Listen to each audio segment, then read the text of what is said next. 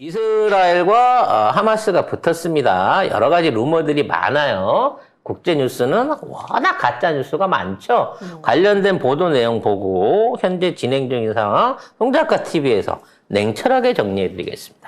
네, 이스라엘과 하마스의 무력 충돌이 극한으로 치닫고 있다는데요. 이스라엘은 예비군 30만 명을 동원했고 지상군 투입이 임박하다는 전망까지 나오고 있습니다.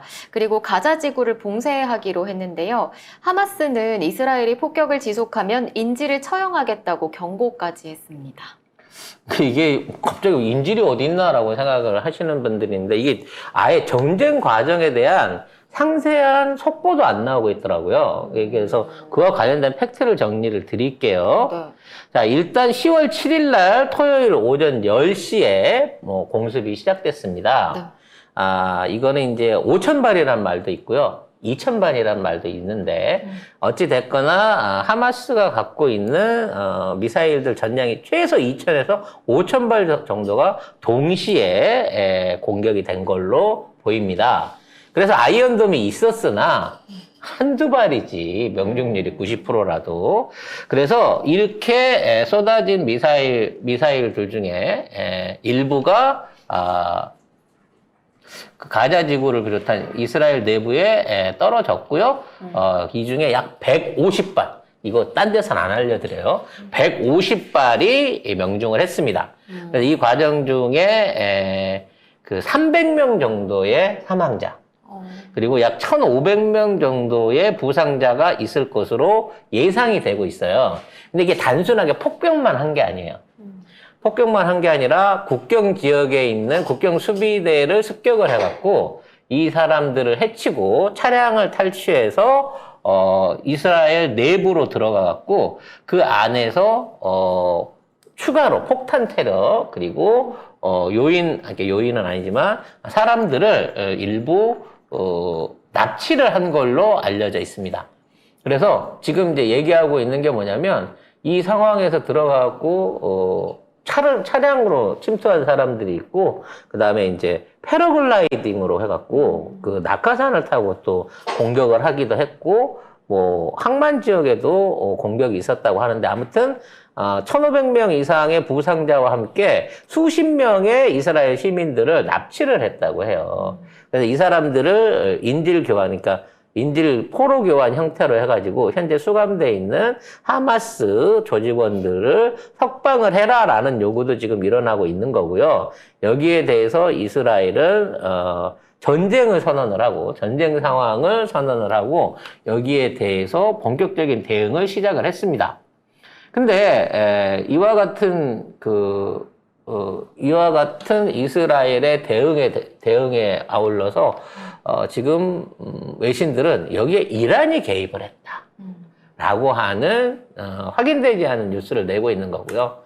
또 거기에 또 트럼프는 거봐 이씨 이란에 돈 풀어주니까 그 돈으로 지원해가지고 이거 이번에 이렇게 폭격한 거야 라고 얘기를 주장을 하고 있고 하면서 지금 이 사안이 이스라엘 대 하마스뿐만이 아니라 시리아를 포함해서 이란, 사우디까지 전부 다 연결이 되는 일종의 제4차 중동 전쟁의 개전이 아니냐라는 얘기를 지금 하고 있는 상황인 겁니다. 왜냐하면 이 10월 7일 이 날짜가 실제적으로 중동 대전이 있었던 중동대전 1차 중동대전 개전의 50주년 기념일이었어요. 그러니까 50년 전에 그 날짜에 맞춰가지고 이와 같은 공습을 가했다는 거, 대대적인 공습을 가했다는 거죠.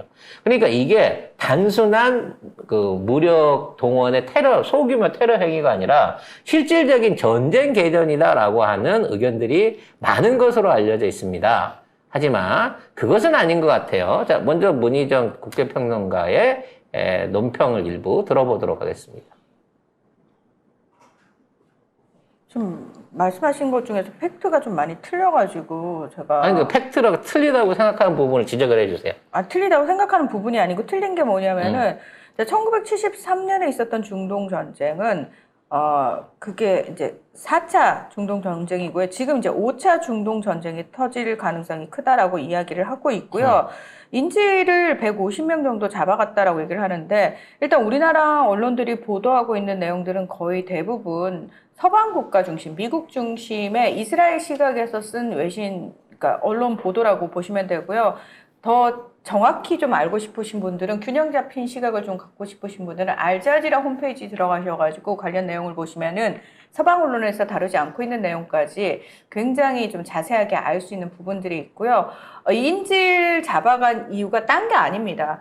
지금 지난해 이스라엘 총선에서 네타냐후 총리가 복귀를 하기 위해서 극우 정당들과 손을 잡고 연립정부를 구성을 해서 극우 정치인들이 내각에 굉장히 많이 포함이 됐는데, 이 사람들이 올해 초부터 시작해가지고 엄청나게 극우 정책들을 많이 펼치면서 팔레스타인 주민들을 압박을 했어요. 심지어 그 알라크사 모스크라고 해가지고 가장 신성시되는 예루살렘에 있는 그 모스크 안에는 이스라엘인들, 유대인들이 출입 금지인데, 기도를 하고 있는 그 모스크 안까지 이스라엘 군과 경찰이 들어와서 사람들을 체포해 갔어요. 팔레스타인 주민들을. 이거는 극한으로 간 거예요. 이런 식으로 올해 내내, 그리고 팔레스타인 주민들이 있는 곳이라든지 난민촌을 습격해가지고 테러리스트 색출한다는 명분으로 227명이 사망을 했고요. 그 과정에서 5,000명이 넘는 팔레스타인 주민들이 지금 이스라엘 교도소에 있습니다. 그래서 하마스가 이번에 역대, 사실 수많은 충돌이 있었지만 역대급으로 정말 기존의 어떤 충돌하고 다른 양상을 보인 이유가 뭐냐면, 한꺼번에 수천 발의 로켓을 외신에서는 지금 3,000발이라고 얘기가 나오는데 하마스 주장은 5,000발이라고 이야기를 합니다. 아이언돔이 아예 커버를 할 수 없는 수준으로 날린 거고요. 동시에 지중해 쪽으로 모터보트 타고 들어가기도 했고, 그 다음에 패러글라이딩으로 넘어가기도 했고, 지상군도 같이 들어간 상황이에요. 그러면서 인질을 잡아왔고, 이들의 목적은 딱 하나예요. 지금 이스라엘이 붙잡고 있는 팔레스타인 주민들을 다 풀어줄 때까지 이 인질들 절대 풀어주지 않겠다라고 얘기를 하고 있는 거고요. 이스라엘 측에서, 전혀 이스라엘 정보기관 측에서 이거를 사전에 파악하지 못했다라고 이야기를 하고 있는 상황인데, 어쨌든 지금 상황에서는 가장 중요한 지금 우리가 눈여겨봐야 되는 부분이 뭐냐면, 가자지구라는 곳은 동서로 10km, 남북으로 40km 정도 되는 굉장히 좁은 곳이에요. 여기를 이스라엘이 봉쇄를 하고 있는데, 여기를 이스라엘이 지상군을 투입을 해가지고 소개작전을 펼치겠다라고 얘기를 하고 있는 거거든요. 그렇게 되면 100% 중동 전쟁으로 확전이 되는 겁니다. 이 상황에서 사우디까지 팔레스타인 지지를 선언을 한 거예요. 그럼 왜 이런 상황이 벌어졌느냐? 이스라엘 내부적으로는 그 우경화되는 정권에 반대해서, 사법개혁에 반대해서 지난 몇 달간 대규모 반정부 시위가 벌어지고 있었고, 이스라엘 군 전력의 대부분을 차지하는 예비군들이 동원령과 훈련령을 거부하고 있는 상황이었기 때문에 내부적으로 상당히 약화가 돼 있었다라는 평가가 있고요. 자, 외부적으로 보면은 중국과 러시아가 중동에 대한 영향력을 굉장히 확장해 가면서, 이전에는 대표적인 친미 국가라고 하는 사우디를 비롯해가지고, 사우디는 대표적인 친미 국가죠. 그럼에도 또 선택의 여지가 없었기 때문에 미국하고 친하게 지냈는데, 지금은 상황이 달라졌어요. 선택의 여지가 많아졌어요. 중국이라든지 러시아하고도 손을 잡을 수 있는 상황이 돼버려서 미국에 사우디가 큰 소리를 치기 시작했거든요.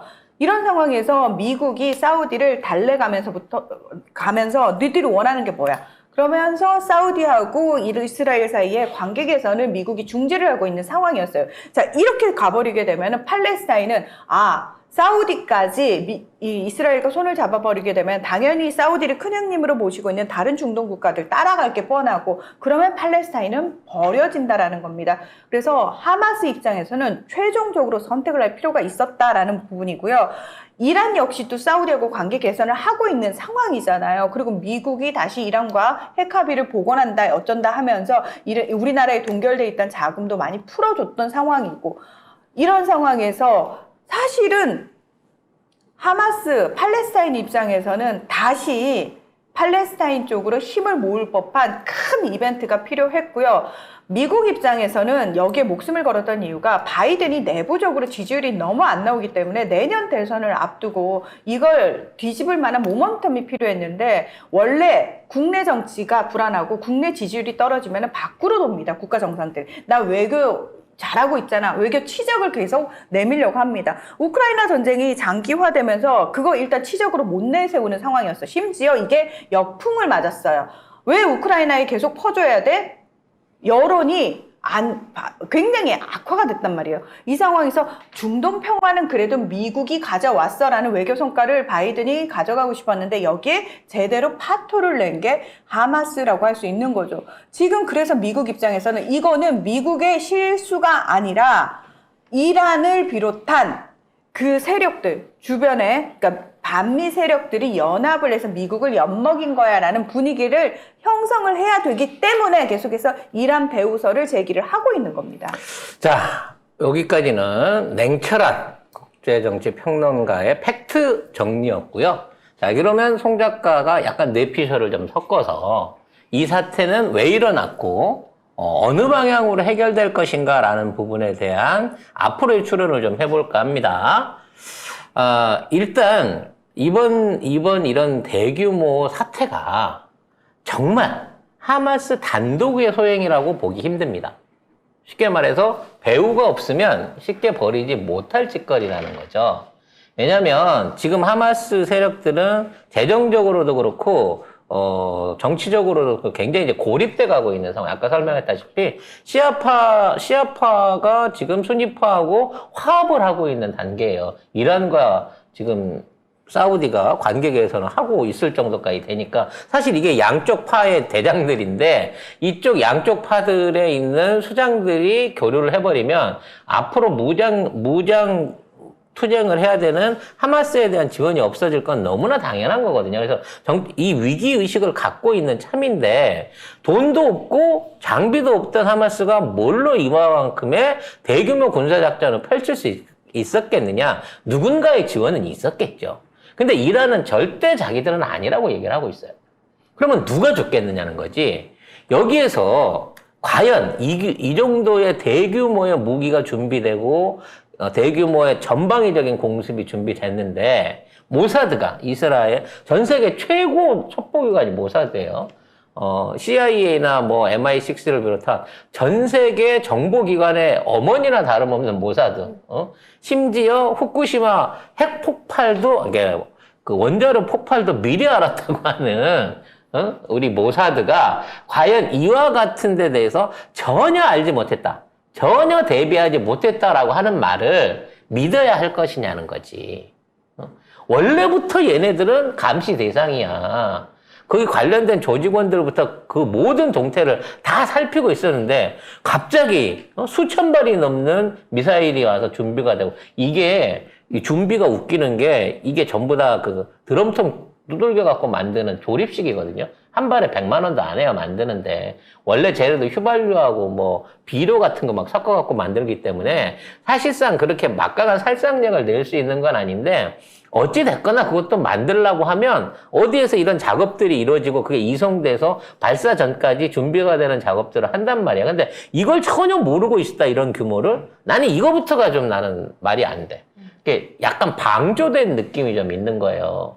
그리고 이와 관련해서 미국이 너무 빨리 함대를 페르시아만에 도착을 시켰어요. 페르시아가 아니고 동지 중해로 이동 배치요. 그쪽으로 미리 알고 있었다는 듯이 미리 와서 있다가 사태가 나자마자 바로 진입을 했어요. 진입 안 했어요. 진입했어요. 이미 아니, 들어갔어요. 무슨 말이냐면 갖다 놨을 뿐이지. 그렇지. 참전을 한 건 아니에요. 아직은 아니죠. 하면 안 되니까. 그래서 그 영향력을 발휘할 수 있는 위치에 미리 대비를 하고 있었던 게 아니라 두 번째 의혹인 거죠. 그리고 지난주에 이스라엘하고 미국이 일종의 협상을 사우디하고 미국이 일종의 비밀 협상을 진행하고 있었단 말이지. 과연 거기에 대한 진행 내용이 뭐겠느냐라는 부분인 거예요. 이 모든 것은 사실상 이스라엘과 미국의 합작품이 아니냐라는 의구심이 좀 듭니다. 일단 첫째로 네타냐후가 워낙 지금 지지율이 떨어지고 있는 상황에서 실각의 위기까지 나오고 있는 상황인 거고, 마찬가지로 미국은 바이든이 너무 지금 몰리고 있는 상황인 거예요. 특히 얘네들이 몰리게 된 가장 큰 원인은 뭐냐? 브릭스에 사우디와 이란이 참여한다라고 하는 선언이 일어나고 붙어요. 결과적으로 중동 안에서 위안화 결제가 시작이 되고, 그리고 그와 관련해서 중동 국가들 간에 일종의 평화협정이 만들어져서 브릭스에 가입하려고 하면 가입 국가들끼리는 전쟁 상황이면 안 되기 때문에 사우디와 이란이 지금 평화협정을 진행하고 있는 과정 중이었단 말이야. 그러면서 달러 결제를 하던 원유 시장 안에서 이게 위안화 결제 내지는 앞으로 브릭스 화폐를 통한 결제가 진행이 되고 있는 준비 과정이었다는 거지. 근데 현재 있는 상황에서 가장 외교적으로 경제적으로 타격을 많이 볼 국가는 중국이에요. 왜냐하면 이 모든 협상들과 이와 관련된 진행들을 중국이 중동 평화에 대해서 중동이 이 모든 것들을 관장하고 있었는데 이게 깨져 있다는 겁니다. 그럼 이 시기에 이 전쟁이 터지게 되면 왜 미국에 유리한가냐는 거지. 다음 달에 뭐가 있어요? 에이펙과 함께 시진핑과 바이든의 만남이 준비돼 있다는 거야. 미국은 지금 이 시기에 이러한 전쟁이 일어남으로 인해 가지고 중동 안에서의 잃었던 영향력을 확 높임과 동시에 시진핑하고 주고받을 수 있는 카드를 하나 마련한 경우예요. 이렇게 돼버리면. 그래서 지금 있는 상황에서 앞으로의 그 진행 과정을 펼쳐지자면 이제부터는 진도가 안 나가고 답습한 상태가 유지될 가능성이 높아요.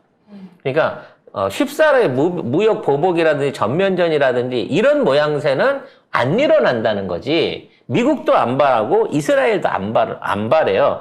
지금 있는 상황에서 지금 예비군들 민방위들 다 동원하고 30만을 동원했다고 하면 얘네가 생각하고 있는 소기에 이스라엘 내부 안에서의 문제를 이걸로 몰아가지고 가라앉히는데 충분히 성공한 상황인 거야. 근데 여기에서 레바논을 쳐들어가거나 이란하고 뭐 국경 수비대하고 맞짱을 뜨거나 이런 식으로 가버리면 이대는 너무 피해가 커져버릴 수 있거든. 그러니까 더 이상 확대되지 않은 상태에서 전선이 고착화되면서 이 문제를 평화적으로 해결하자, 중재를 하자라고 하면서 미국과 사우디가 적극적으로 여기에 손을 뻗칠 가능성이 높다는 거지.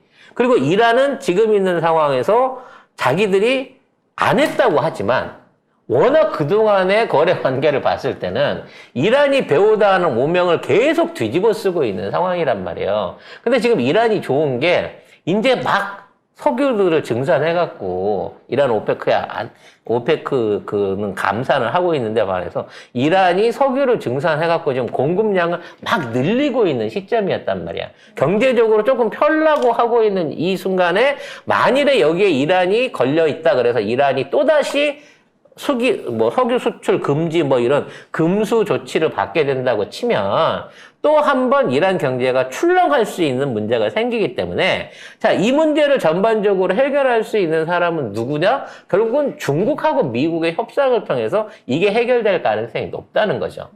그러면 미국은 일단 중동 안에 힘을 씀과 동시에 우크라이나하고 지금 있는 이스라엘 문제, 하마스 문제를 동시에 협상 테이블에 들여다냄으로써 이 두 협상의 당사자들은 결국 미국과 중국이기 때문에 여러 가지로 딜할 수 있는 경우의 수를 많이 만들어내게 된다는 거죠. 그래서 앞으로 다음번에 아펙에서 시진핑과 바이든이 만날 때까지 한 달 동안은 지금 있는 상태가 그대로 전선 고착화 상태에서 유지될 거다라고 보는 게 제 개인적인 예상입니다. 자, 문희정 평론가께서는 어떻게 예상하고 계신가요?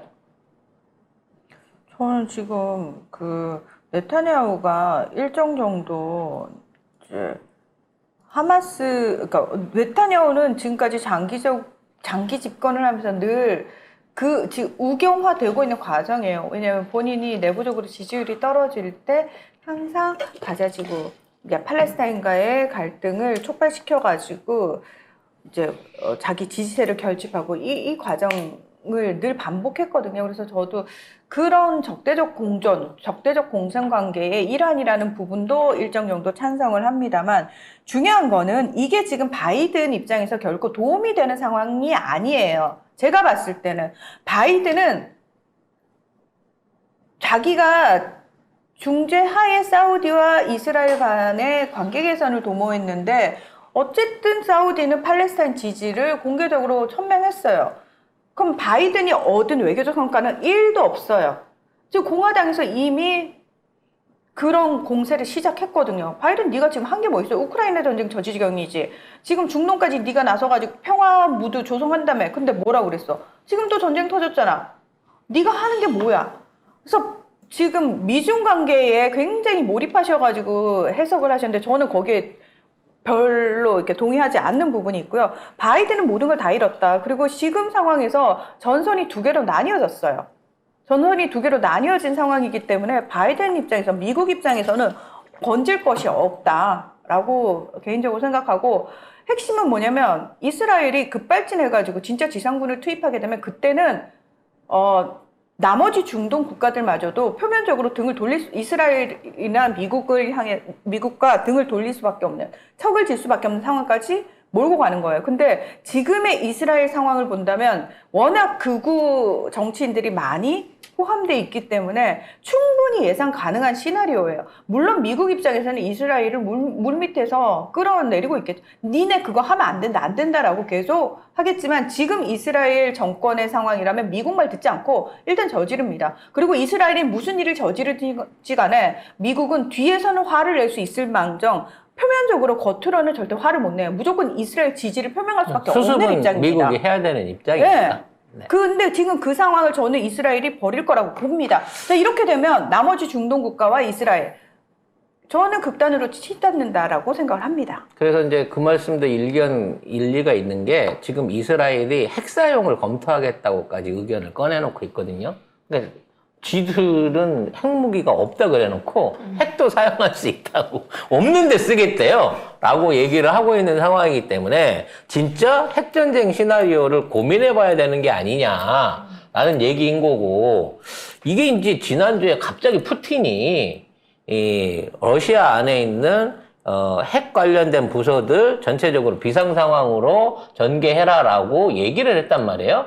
그래서 나는 이 푸틴이 우크라이나하고 핵으로 싸운다는 거 아닌가? 이 얘기를 했는데 이게 터져놓고 나니까, 토요일날 이게 터지고 나니까 야, 이스라엘 부분 안에서 무슨 간헐적인 어떤 소형 핵을 통한 어떤 국지적인 핵전쟁이 날 수 있다는 얘기를 푸틴이 미리 예언한 게 아닌가라는 생각도 들어요. 그러니까 저기 핵이 떨어지면 이제 뭐 거의 또 한 번 오일 쇼크부터 시작해갖고 전 세계 에너지난이 한 방에 터지는 상황이 올 수 있으니까 거기까진 가지 않아야겠습니다만 이스라엘이 지금 꺼낼 수 있는 카드가 그 카드라는 거죠.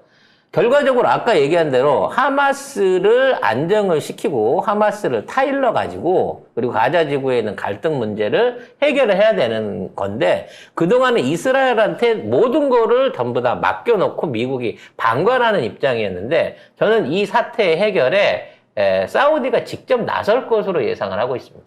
그러니까 미국이 직접 하마스하고 협상을 하지 않지만 사우디가 나서가지고 이스라엘과 하마스 중간에서 제3의 협상자로서 역할을 하고 또 그거를 통해가지고 이스라엘과의 사우디하고 관계 개선이 이루어지게 된다고 치면 그 공로가 시진핑에서 바이든으로 넘어갈 수 있기 때문에 이제 앞으로 지켜봐야 될 포인트는 전선이 더 이상 진행되지 않는 부분하고 그 다음에 이 사태 해결을 위한 중재자 입장으로 중국이 나서느냐, 미국이 나서느냐, 사우디가 나서느냐, 이란이 나서느냐에 따라서 그 결과 어차피 협상은 이루어져요. 왜냐면 하마스는 돈 안 주면 끝장인 애들이고 무장 수준으로 봤을 때 이스라엘이 밟아버리려고 하면 정규군으로 얼마든지 밟아버릴 수 있는 게릴라 수준이니까 지원을 못 받으면 그냥 짓밟힐단 말이야. 그렇기 때문에 협상을 할 수밖에 없을 건데 그 협상의 중재자가 누가 나서고 어떤 결과를 만들어내느냐에 따라서